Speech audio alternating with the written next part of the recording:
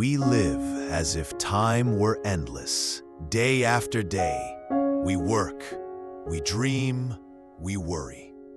But have you ever paused and asked yourself, what will happen when I die? The Buddha once asked himself that very question, and he didn't turn away from the fear. He meditated deeply to see the true nature of birth, aging, sickness, and death. And what he discovered wasn't an end, but a continuation, a cycle called samsara, the wheel of rebirth. In Buddhist teaching, a human life isn't a one-time event that vanishes. Every action, every thought, every word leaves an imprint on the mind. Those imprints are called karma, and karma leads us after death. Like a seed planted in soil, the kind of seed and the kind of earth determine what kind of tree will grow. Our mind is the same. When the body dissolves, it is our final state of mind that opens the door to the next life. Not an eternal soul, as many religions describe. Buddhism does not teach that there's a fixed self that reincarnates again and again. Instead, it's a process of interconnected causes and conditions, like one candle lighting the next. The flame continues, but it's not the same flame. There are 6 realms of rebirth in Buddhist cosmology. Heavenly realms, blissful but easily diluted. Human realm, precious, with capacity for awakening. Asura realm, filled with jealousy and conflict. Animal realm, driven by ignorance and instinct. Hungry ghost realm, haunted by craving and lack. Hell realms, tormented by hatred and suffering.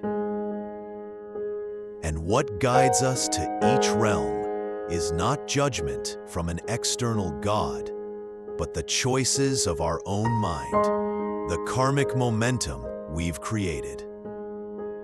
When the body stops breathing, rebirth doesn't happen immediately. According to Buddhist teachings, there is an intermediate state between death and rebirth called Bardo in Tibetan. This transitional phase can last up to 49 days after death. During this time, consciousness is no longer bound to the physical body, but is still shaped and guided by karma.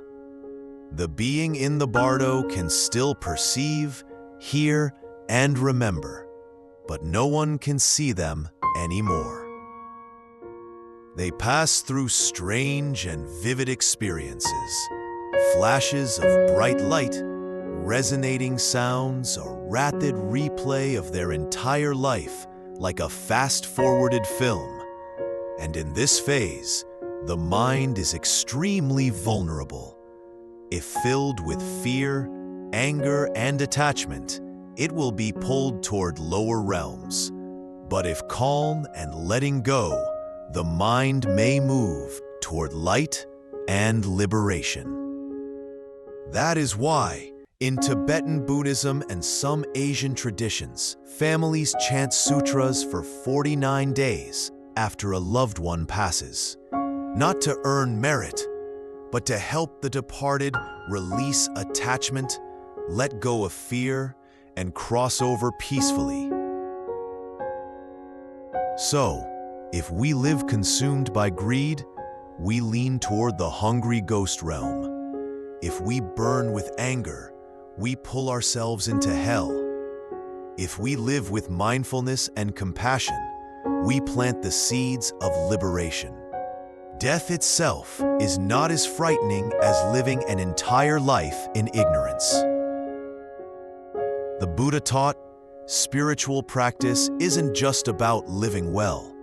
It's about dying well. When we breathe with awareness, when we look deeply into our minds, we are training ourselves so that when death comes, we won't panic, cling, or fear.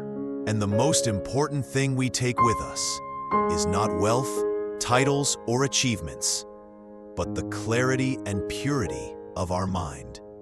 That's why living each day with mindfulness, understanding body, mind, karma, and conditions is the best way to prepare for our final departure.